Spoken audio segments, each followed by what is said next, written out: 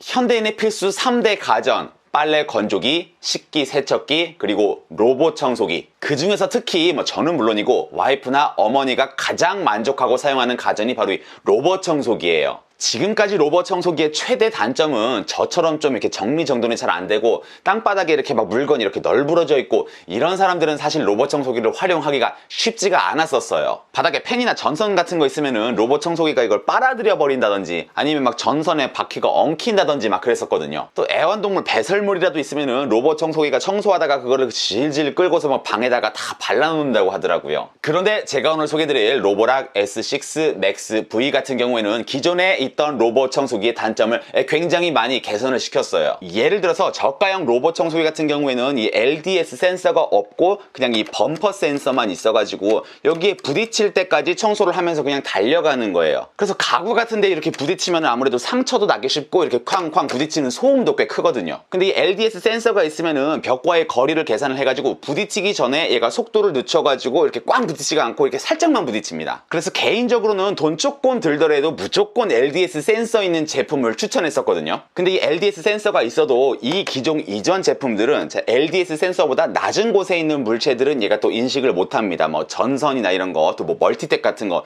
또 너무 가볍기 때문에 이 범퍼가 눌리지가 않아서 얘가 또 물체로 인식을 못하고 그냥 이렇게 쭉쭉 끌고 다니다가 뭐 이렇게 바퀴에 엉키고 막 이래요. 근데 이 S6 맥스 V는 여기에 있는 LDS 센서뿐만이 아니고 이 앞에 있는 두 개의 카메라를 활용을 해가지고 물체를 AI로 이게 어떤 물체인지까지 인식을 해가지고, 보시는 것처럼 이건 뭐 멀티탭이다, 이거는 선풍기 다리다, 이거는 뭐 전선이다, 이걸 인식을 해가지고 얘가 미리 우회를 하는 기능이 있어요. 물론 아직 인식률이 완벽하지 않아가지고 100% 정확하게 인식을 하지 못하는 경우가 있기는 합니다. 얼마 전에 애완동물 배설물이 있다고 이렇게 우회를 했다고 앱에 뜨길래 뭐가 있지 하고 눌러봤더니 제 발가락을 찍어놓고 그거를 개똥이라고 인식을 했더라고요. 냄새로 인식을 한 건지 잘 모르겠지만은 이거는 아마 이 원격에서 처리되는 AI가 개선이 되면서 조금 더 좋아지지 않을까라는 생각은 하고 있고요. 참고로 이 카메라는 적외선 이미지 기능으로 이 어두운 데서도 전부 다 인식을 해요. 또 내가 외부에 있더라도 앱으로 청소기에 접속을 해가지고 이 카메라로 비춰지는 모습을 볼 수가 있어요. 집안에 있는 뭐 강아지가 잘 있나, 우리 가족들은 잘 있나, 이렇게 확인도 가능하고, 또 앱에다 대고 내가 이야기를 안녕하세요 이렇게 얘기하면 또 이 청소기에 있는 스피커로서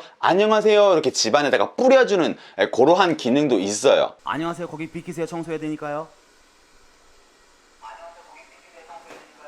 근데 저희 누나는 청소기에서 내 목소리가 나오니까 이게 양방향 소통이 되는 줄 알고 내 얘기 잘 들려? 이러면서 자꾸 나한테 말을 걸려고 그렇게 했다고 하는데, 양방향은 아니고 앱 쪽에서 청소기로 얘기만 할 수가 있고, 청소기에는 마이크가 없기 때문에 거기다 대고 얘기한다고 해서 전화되는 거 아니에요. 또 물걸레질 기능도 있는데 물통이 대용량이어가지고 90평형까지 물걸레질이 한 번에 가능하고요. 또 청소기를 꼭 들어올리지 않아도 물통이 탈착되는 게 굉장히 마음에 들었습니다. 다만 이 물걸레질 기능 같은 경우에는 걸레를 잘 관리해주지 않으면 좀 악취가 날 수가 있다고 합니다. 그러니까 자주 빨아주시던지 아니면 교환이 굉장히 쉽게 돼 있으니까요, 소모품을 더 구매를 해가지고 교체를 하시는 거를 추천드립니다. 앱 내에서는 이렇게 지도에 청소를 하는 루트를 세세하게 표시를 해주고요. 보시다시피 로봇 청소기 기능들을 설정할 수 있는 메뉴가 또 굉장히 많은데요. 그 안에서도 또 저희 주변에서 굉장히 잘 쓰고 있는 개꿀 기능, 바로 타이머 기능이에요. 몇 시에 얼마나 자주 청소를 시킬지 설정만 해놓으면 그 시간이 딱 되면 지가 혼자서 청소를 싹 하니까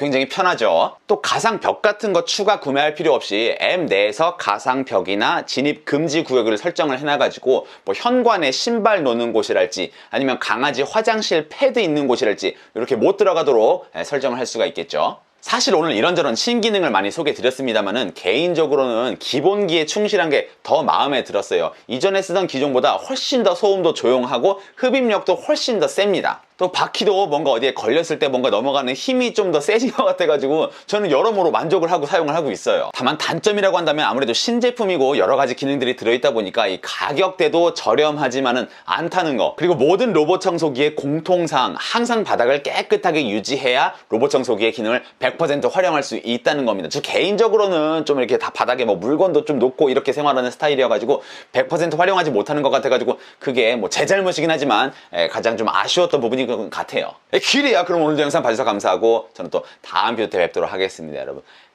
들어가세요.